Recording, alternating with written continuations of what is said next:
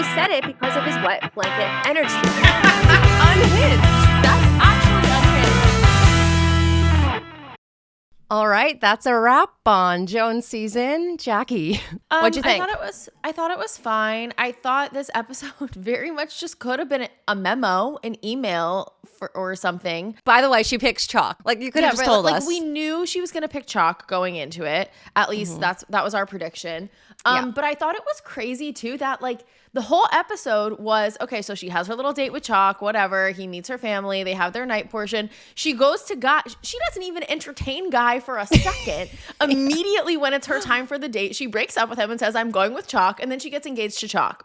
Like nothing happened. Yeah. Like they could have at least like had a little bit more Guy stuff in there and have her be really torn and like make us think that maybe this was like a competition in the slightest.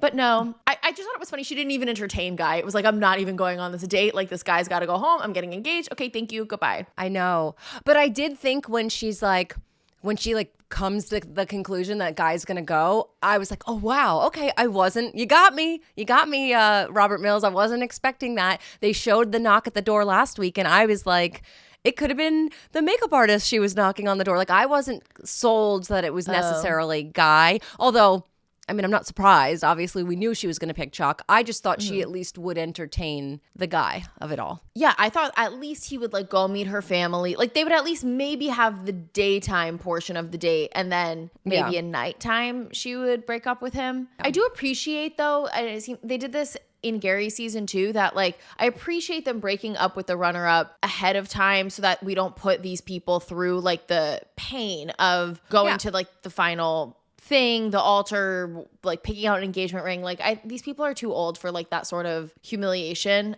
So I do appreciate that because like no one wants to see that. I don't feel like this episode was a peanut butter and fluff sandwich though. I felt like it moved fairly quickly.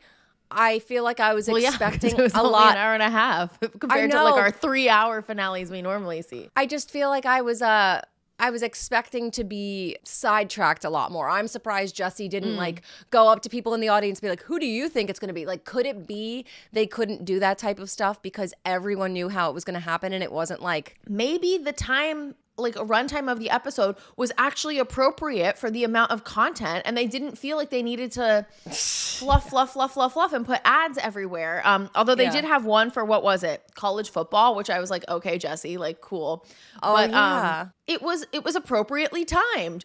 It was, you know, we had the Chalk date. We saw how strongly she felt. We had the breakup. We had the proposal. They come out. Ooh, Disneyland. Okay, cool. And then we wrapped it up and it was a tight 90 minutes and no Bachelor finale should ever be longer, honestly. It's when they make it 3 hours, but it's the same content, and they're like, "Oh well, let's have Jack and Susan come out and do limbo, make piccata and burgers." yeah. Although I will say that was the first thing I wrote down was Kathy and Susan sitting there next to Jack and Charles L. And I was like, okay, Inception. They're trying to get us to think maybe there's a little couple-y thing going on. My first note was actually the cold open. And I said, yes, give us nothing. Because did you see what the cold open was? It's Joan literally standing there. She's standing in front of like, I guess wherever she was in the white dress with like that really pretty like flower detail. And she just is this is the cold open. And it cuts, and I'm like, I didn't even remember that. Tell me that nothing happens in this episode without telling me nothing happens in this episode. Because, like, literally, I mean, at the very least, you could have done the cold open of, like, Guy sobbing. I actually was really kind of surprised at how emotional he was. Like, I actually believe Guy. I believe Guy more than I believe Chalk. It's interesting you say that because I'm kind of in that camp, too. I was very surprised at the emotion from Guy. And Chalk... While it was so obvious that Joan was going to pick him, and I know Joan is so all in, he seems all in, I'm happy for them if they're happy, there's still a little twinge of doubt in me that I'm like, is this guy for real?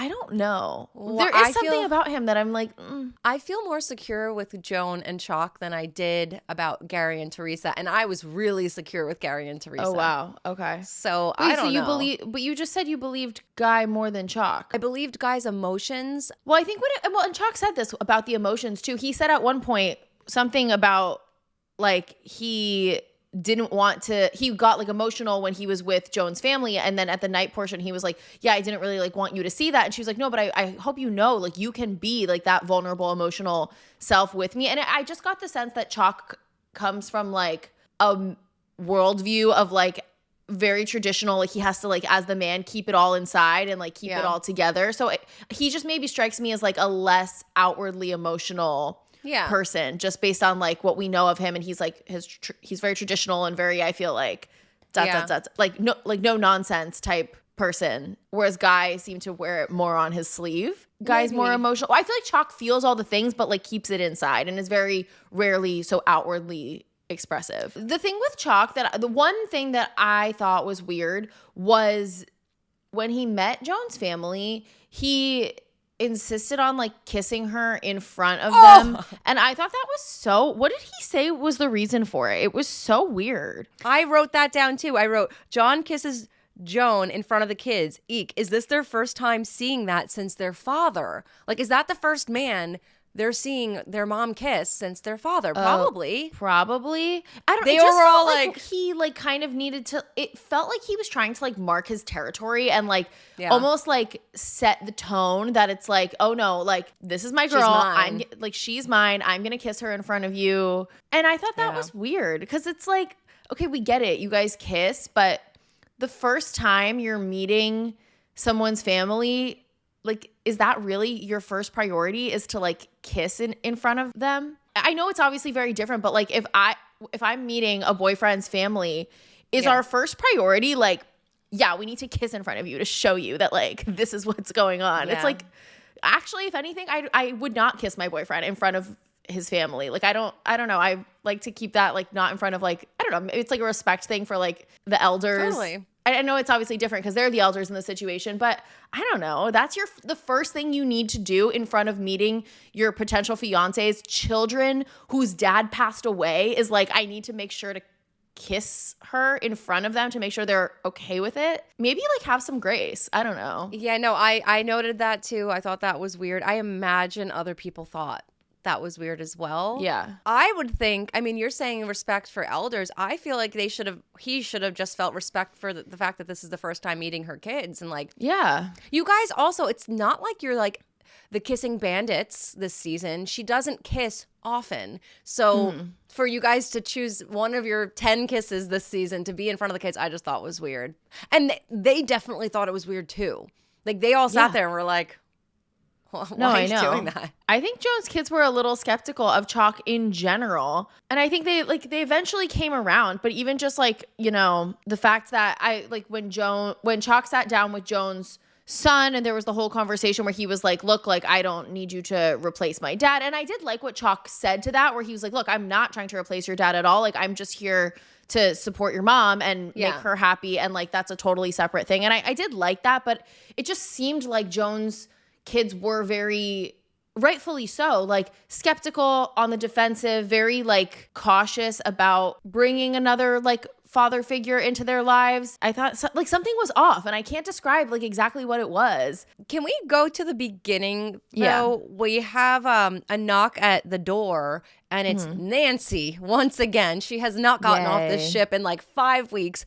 And Nancy is here to give Joan advice because Joan is still stressing over Pascal. Because if Pascal couldn't love you, how could anyone love you? And I'm just not buying this narrative. Like she was upset that Pascal went home, but like, dude, Chalk is obsessed with you. There's no way you all of a sudden think you're unlovable. I feel like this was very forced here.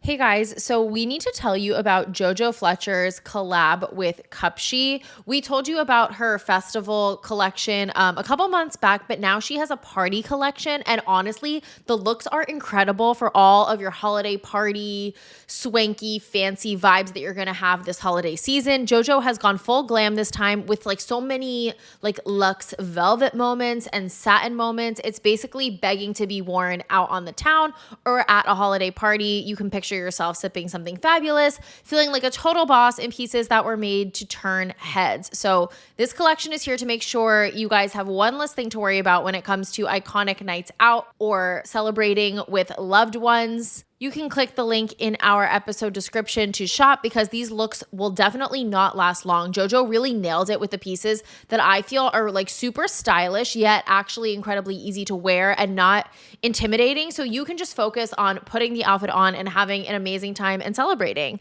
And the best part here is we have an exclusive 15% off coupon for your orders over $69. You can just click the link in our episode description and use code BATCH15 at checkout, and that will get you 15% off orders over $69. So trust me, you don't want to miss these looks. They're perfect for the holiday season and they're not going to last long. So head to the link, grab your favorites, and get ready to shine at every holiday event this season. Happy shopping.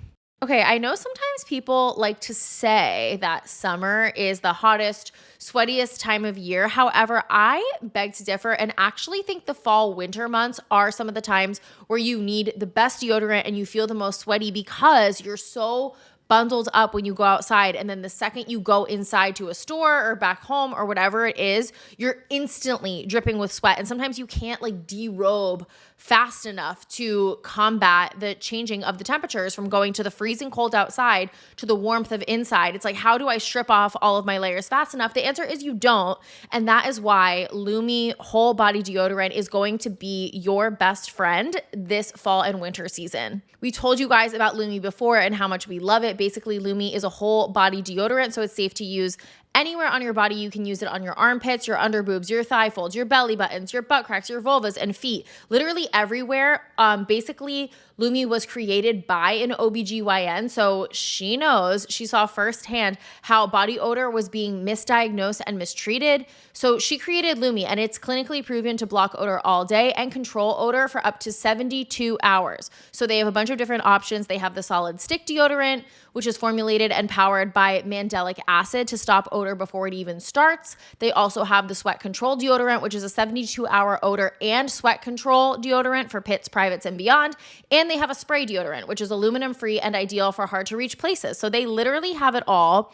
If you guys want to check out Lumi, they have a starter pack, which is perfect for new customers. It comes with a solid stick deodorant, a cream tube deodorant, and 2 free products of your choice. Like, for example, you can try the mini body wash or the deodorant wipes, which, shout out, I love the deodorant wipes and I keep them in my work bag all the time. It's just nice for a midday swipe refresher if you're just feeling like the day is kind of lingering on you. And you can get free shipping for the starter pack as well. So as a special offer for our listeners, new customers get 15% off all Lumi products with our exclusive code. And if you combine the 15% off with an already discounted starter pack, that equals over 40% off the starter pack. So you can use code She's All Batch for 15% off your first purchase at Lumi Deodorant. That's Lume deodorant.com. And that's code She's All Batch at lumedeodorant.com. Please support our show and tell them we sent you. If they ask when you're on their website, smell fresher, stay drier, and boost your confidence from head to toe with Lumi. Wait, I wrote down the same thing. I was like, do we really believe she's that sad about Pascal? Yeah. Like, maybe this conversation's a little bit cut and taken out of context, or they kind of like riled her up to get this sort of emotion. Because also, too, she was so sad. She's like, I'm so unlovable. Then she talked to Nancy for 4 seconds and is like, yay, ready to go get engaged to Chalk. So she got over it pretty quickly. Yeah, I wasn't really buying that it was fully about Pascal either. I was like, you didn't like him that was not your husband. Come on. Also, Nancy was in the audience behind Susan and Kathy, and she just like gets the shitty end of the stick. I'm convinced that they tried to get Susan or Kathy on that ship and they were busy, and then they got Nancy. Because Probably. Nancy was like a supporting character this season. She was on so many episodes, but you're not gonna like show her when you're showing the people right in front of her. Like, why not Nancy? Weigh in. How do you feel about your best friend, Joan, who just got engaged? I just feel like that was odd to show her so much this season, and she's literally behind the other people. She doesn't get anything. It cuts to a commercial break, and Jessie says, "We just saw Joan at her lowest point so far." And I wrote, what are you actually talking about? Like, how is this her lowest point? Well, if that's her lowest point, then like, wow, what a happy, great season. Joan's a lucky lady. Seriously. I also noted we're getting a lot more ship shots. I feel like ABC heard us complain that we didn't know they were on a ship. They literally showed the outside of the ship like 10 times. And I'm like, Thank you. We get it now. You guys are on a ship. I know. That would've This helped might have earlier been the this first season. time I think they actually like fully addressed like we're on a cruise. Yeah, I wrote that down. She's finally mentioned they're on a cruise, probably to transport to the different islands. I was right, but like, yeah, the boat has been there for multiple episodes and no one has addressed it. And now all of a sudden they're like, and now we're on this cruise, and it's like, okay, well, like, too little, thanks. too late, but okay. Yeah, that would have helped when Pascal was going home for you to fill me in, but whatever. Okay, can we talk about though too? So obviously we touched a little bit on the daytime portion of Chalk's date with Joan's kids, but then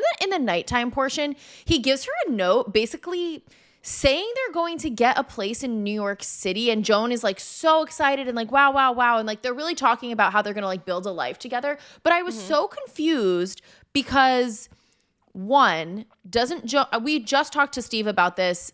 By the time you guys hear this I think that Steve episode will be out, but we talked to Steve yesterday about go check it out on Steve's channel. Plugging Reality Steve. He was saying, so Joan is from the DC area, and a big thing up front that she was saying with everyone was that she's not going to move. But then we have this whole conversation about her and Chalk getting a place in New York City. And if they're just getting like a side place because they like New York and they want to have the opportunity to go there a lot and visit while she keeps her place in DC, that's fine. Great. Love that life for them. But it was so weird because like they had this whole conversation about New York and whatever.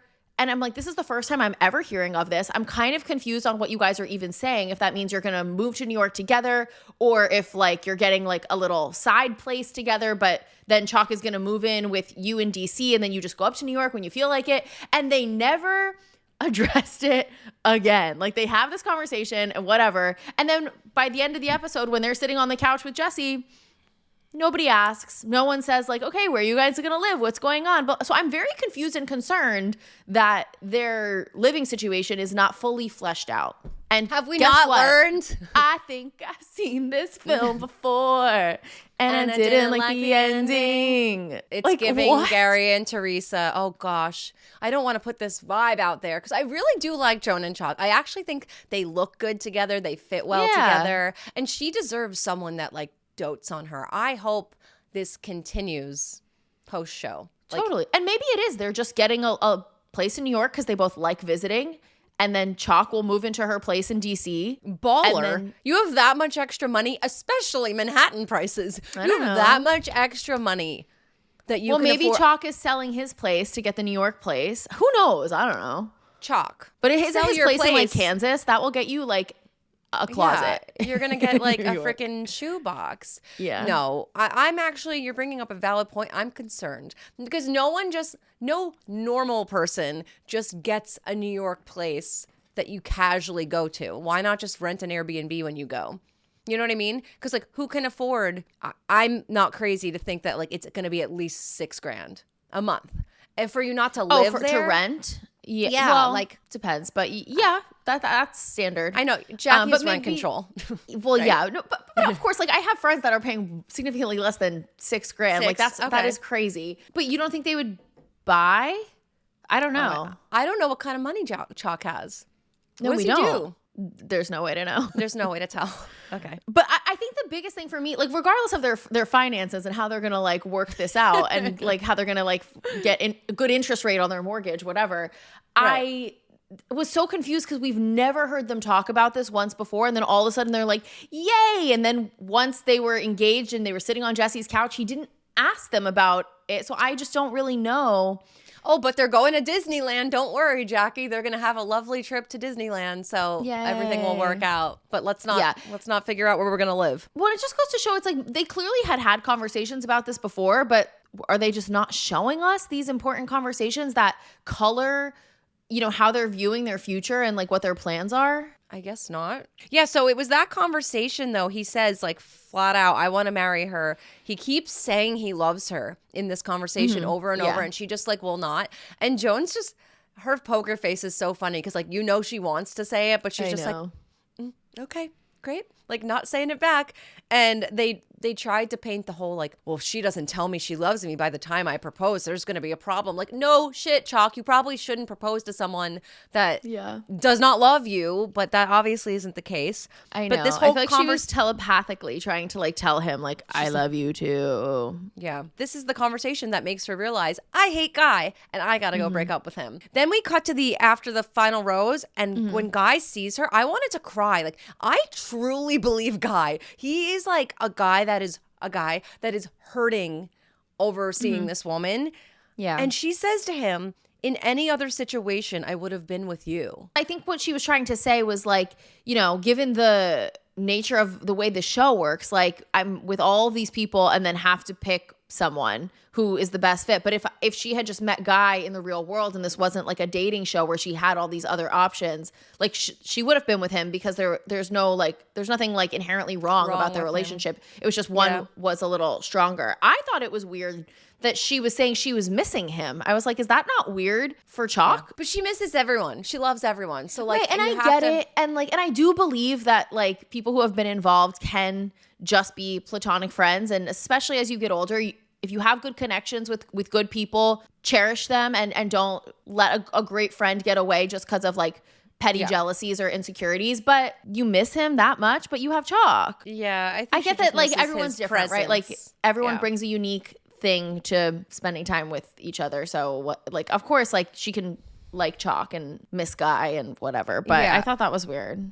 I think she put him in the friend zone when she said that she wants to double date with him, though. Like, she's like, I love you, I miss you, but I have my man Chalk, and you're going to find someone else on Golden Paradise, which I could see happening. I could see Guy being with Susan, actually, too. Really? They look good. Oh, I was going to imagine Guy and April. They would look so good. I like knew you were going to say April. I don't know why. I don't know. Guy and April just give me similar vibes. Guy's really cute. I think he's a very good-looking man. He is. I actually feel like if he didn't have that scandal earlier this season, he would have just been a shoo-in for Golden Bachelor. Especially since the other two, you kind of have to like shoehorn them into the role. Like Pascal, Charles, they're not people you would typically choose. Guy is someone you would typically choose. Yeah. I don't know if ABC will possibly look past like what happened with his ex. I doubt it, because I doubt it. I don't think people will be okay with it. I think the show's on thin ice as far as like giving people I didn't even think of orders a platform. Right. So I think they should maybe shy away from the controversy. Right. If Guy didn't have that background, like if he didn't have that in his history, I would have wanted it to be him though. I like him. Me too. This show is sponsored by Liquid IV. Okay, guys, we've said it before and we'll say it again. The holidays are coming up, and something that I struggle with during the holidays is just the fact that it is such a marathon of gatherings and parties with family and loved ones. And so there's clearly a lot of eating heavy foods and drinking a lot of things that are not particularly hydrating. And I think it's a time of year where people really forget to take care of themselves among all of the social obligations that are happening during this time of year. And that is where Liquid IV comes in. So whether you're forgetting to take a sip of water during the office holiday party, or you're starting to feel parched after a long day of traveling to loved ones or hosting, having people over, you need to keep Liquid IV on hand to stay hydrated throughout the holiday season. So tear, pour, live more. You can take one stick of Liquid IV and mix it with 16 ounces of water, and that hydrates you better than just water alone. It's powered by LIV Hydroscience, which is an optimized ratio of electrolytes, essential vitamins, and clinically tested nutrients that turn ordinary water into extraordinary hydration. It has 3 times the electrolytes of the leading sports drink and 8 essential vitamins and nutrients, and it is always non-GMO, vegan, gluten-free, dairy-free, and soy-free. So stay hydrated through the holidays with Liquid IV. You guys can get 20% off your first order of Liquid IV when you go to liquidiv.com and use code SHE'SALLBATCH at checkout. That is 20% off your first order when you shop Better Hydration today using promo code SHE'SALLBATCH at liquidiv.com. So we get the proposal. Joan finally says that she loves Chalk. Thank God. They FaceTime her mom and they play A Dream is a Wish. I know. I was like, okay, cute. They're really leaning into the whole Disney stuff. Do you think? Okay, well, I know they didn't like offer this, but well, 1, do you think there's a chance that they have a televised wedding? And 2, do you think it will be at Disney to cross promote? I mean, they've been so like Disney. They gave them the Disney World trip with like all their grandkids. Their first date was at Disneyland. ABC and Disney are the same company. Like it actually would be good synergy. A Disneyland wedding. That would be amazing. And then they can wear the ears walking down the aisle. Yeah, and like they get married in front of the castle and the fireworks. A dream and a wish will come true. I love that song, and I actually feel like whoever thought to put that song there like was brilliant, because like no matter how your heart is grieving, if you keep on believing, the dreams that you wish will come true. Oh my God, I've never actually like heard those lyrics before. Oh my gosh, really heard them and let them hit me. Wow. Who thought of that? Give them a raise. It was brilliant. And they probably didn't have to pay for it, right? Because Disney is part of ABC. That is true. I'm learning. Yes. Then, so move over, Joan and Chuck. Come on out, Grant. I literally forgot Grant was the Bachelor. Oh, I was going to say, you're not important enough to come down on the chair and sit down. However, we are going to play a preview of your season. Right. The beginning of the preview, I was like, okay, this is so boring. The end, I was like, okay, you got me here. When at the very end, it's proposal day, and Jesse's like, okay, what are you going to do? And he's like, I don't know. And he's like, you need to tell me because I need to know who to send down first. I was like, you did it again. You came up with something we haven't seen. We haven't seen someone literally on the last day.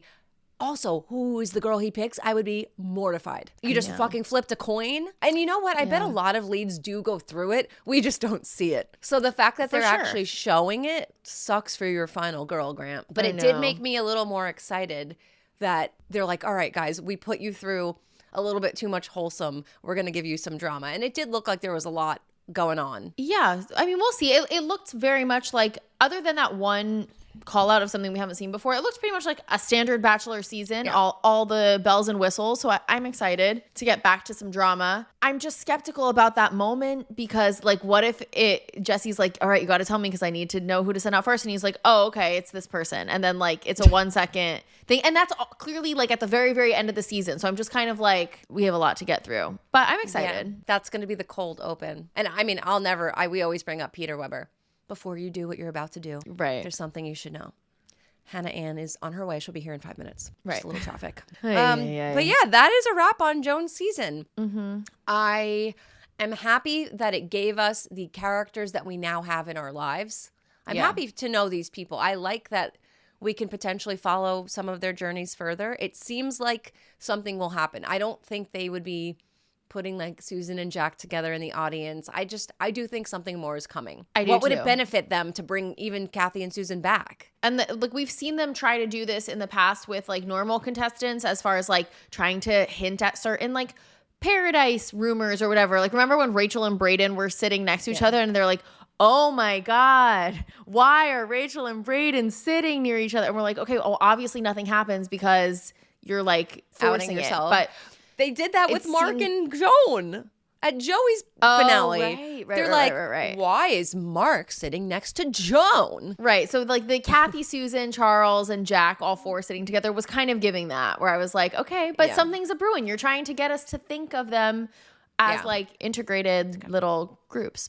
So next week we have our sound off, but we're also going to be bringing back like our standard creep Bachelor Encounter episode. We hear you guys. We know that you miss Bachelor Encounters. So I have some in the vault. What I'm going to ask is if you have a story, if you've submitted it and you know I didn't read it, or if you have something that you haven't submitted and you want me to read it, submit it.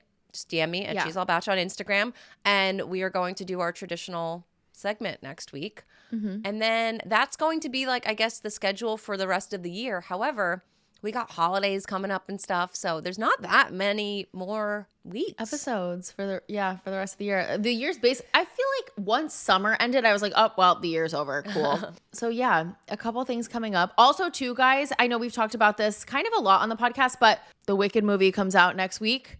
I'm vlogging my whole experience of going to see it and giving a full review, full breakdown. So many of you guys are in my DMs, also equally as excited as me, which is so fun. That's going to go on our Patreon, though, a whole breakdown of Wicked movie, going to see it, experience, review, thoughts, reactions. So plugging that as well next week if you're just as excited as I am. And I know a bunch of you guys are because you DM me about it all the time. It should be a good time. Also, reminding you again, if you guys are watching, when you hit subscribe, make sure to do the drop down and hit all notifications so that every time we drop an episode, you get the notification. It just pops up on your YouTube when you're there and you're like, oh, here's She's All Batch, and you can click. Otherwise, you're not going to be notified when we drop, and like, what the hell is the point of subscribing? Yeah. Speaking of subscribing, can you also like it right here and comment below? Tell us, what should they tell us? Your favorite color. Tell us just so your we know favorite you're color. really making it to the end of the episode. You know, I used to do that. Like, what would I do? If I would send like a long voice memo to someone and like, I didn't think they were going to make it to the end. I would, at the very end, I'd go, also, the code word is rabbit. Tell me this code word if you made it here. And then like, I would send it to my sister and she's like, haha, love it. And I'm like, did you actually listen? I don't think you did. Right. So tell us your favorite color in the comments below, and don't tell anyone if they ask you why you're telling us your favorite color. This is the club, the end of the episode club. Okay. Is that it, Jackie? I think that's it. That is a wrap. That is a wrap on Joan's season. All right. We'll see you guys next week. Bye, bitches.